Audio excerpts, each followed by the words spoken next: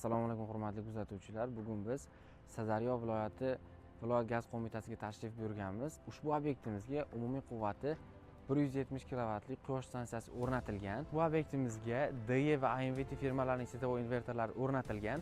Hozir kirib invertorlarning qanday ishlayotganini birma-bir ko'rsatamiz.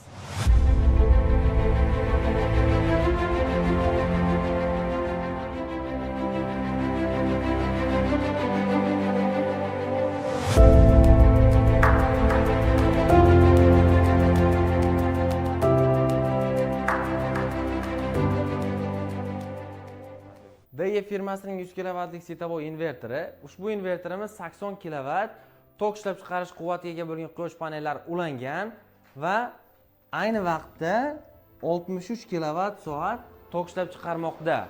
100 kilovatlik invertor, 80 kilovat tok ishlab chiqarish quvvatiga ega bo'lgan quyosh stansiyasi va soatiga 60 kilovatlik natija. Bu natija, ya'ni 60 kilovatlik natija o'rtacha quyosh panellari quyosh stansiyasi uchun yaxshi va normal natija hisoblanadi. Ushbu obyektimizdagi ikkinchi invertorga keladigan bo'lsak, IMVT firmasining 40 kilovatlik setovo invertori, 40 kilovatlik panel ulangan, invertor normal holatda ishlab turibdi. Tok chiqarish hajmiga keladigan bo'lsak, hozir kunduzgi soat 12:30. Bu invertorimiz qo'yilgandan beri 5160 kilovat tok chiqargan.